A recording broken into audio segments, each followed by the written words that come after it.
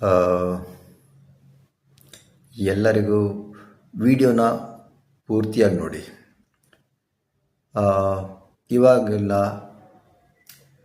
ಮಹಿಳೆಯರು ಮತ್ತು ಮಕ್ಕಳ ಮೇಲೆ ಜಾಸ್ತಿ ಸಮಾಜದಿಂದ ಕೆಟ್ಟ ಪರಿಣಾಮಗಳಾಗ್ತಾ ಇದೆ. ಈಗ ಬಡವರಾಗಲಿ ಇಲ್ಲ ಮಿಡಲ್ ಕ್ಲಾಸ್ ಯಾರೇ ಆದ್ರೂ ಜನಗಳಿಗೆ ಸುತ್ತಮುತ್ತ ಇರೋರು ಇವರು ಒಂಟಿ ಮಹಿಳೆ, ಅಂದರೆ ಇವ್ರ ಸಂಬಂಧಿಕರು ಯಾರು ಹತ್ತಿರದಲ್ಲಿಲ್ಲ, ಗಂಡ ಬಿಟ್ಟೋಗಿದ್ದಾನೆ, ತೀರೋಗಿದ್ದಾನೆ, ಆ ಥರ ಎಲ್ಲ ಏನಾದ್ರು ಗೊತ್ತಾದರೆ ನಿಮಗೂ ಕಷ್ಟಗಳು ಕೊಡ್ತಾರೆ, ನಿಮ್ಮ ಮಕ್ಕಳಿಗೂ ಕಷ್ಟಗಳು, ಮಕ್ಕಳು ಕೂಡ ಕಷ್ಟ ಅನುಭವಿಸ್ತಾರೆ. ನೀವು ನಿಮ್ಮ ಸಂಬಂಧಿಕರು, ನಿಮ್ಮ ಜಾತಿಯವರು, ನಿಮ್ಮ ಜಾತಿಯವ್ರದ್ದು ಒಂದು ಸಂಘ ಎಲ್ಲ ಇರುತ್ತಲ್ಲ, ಆ ಸಂಘದಲ್ಲಿ ಒಂದು ಎಲ್ಲರೂ ಇಲ್ಲ ಅಂದರು ಕೆಲವೊಂದಷ್ಟು 5-6 ಜನ ಜೊತೆ ಸಂಪರ್ಕ ಇಟ್ಕೊಳ್ಳಿ.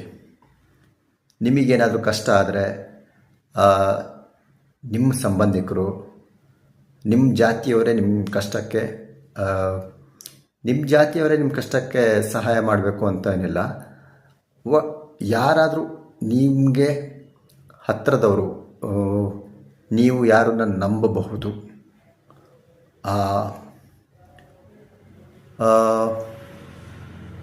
ಎಲ್ಲ ಕಷ್ಟದಲ್ಲಿದ್ದಾಗ ಕೆಲವರು ಒಳ್ಳೆಯವರು ಥರ ಬಂದು ನಿಮ್ಮನ್ನು ಅವರು ಇನ್ನೂ ಕಷ್ಟಕ್ಕೆ ತಳ್ಳೋರು ಬರ್ತಾರೆ. ಸಹಾಯ ಮಾಡ್ತೀವಿ ಅಂತ ಬಂದು ನಿಮ್ಮನ್ನು ಇನ್ನೂ ಕಷ್ಟ ಕೊಡ್ತಾರೆ. ಆ ಥರದವ್ರಿಂದ ಹುಷಾರಾಗಿರಬೇಕು. ಸೊ ನಿಮ್ಮ ಸಂಬಂಧಿಕರು, ನಿಮ್ಮ ಅಣ್ಣ ತಮ್ಮ, ಅಕ್ಕ ತಂಗಿ, ನೀವೆಲ್ಲರೂ ವಾರದಲ್ಲಿ 1-2 ಸಲ ಒಟ್ಟಿಗೆ ಸೇರಿ ಮಾತಾಡ್ತಾ ಕಷ್ಟ ಸುಖ ಹಂಚ್ಕೊಳ್ಳಿ. ಸಂಬಂಧಿಕರು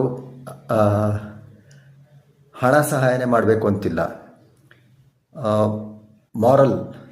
ಮಾರಲ್ ಸಪೋರ್ಟ್ ಕೊಟ್ಟರು ಅದು ತುಂಬಾ ಕೆಲವೊಂದು ಸಲ ಹಣಕ್ಕಿಂತ ಸುಮ್ಮನೆ ನಮ್ಮವರು ಅಂತ ಯಾರೊಬ್ಬರು ಜೊತೆಗಿದ್ದರೆ ಸಾಕು. ಆ ಥರ ಬೇಕಾಗತ್ತೆ, ಹೆಣ್ಮಕ್ಳಿಗೆ ಎಲ್ಲ ಬೇಕು ಆ ಥರ.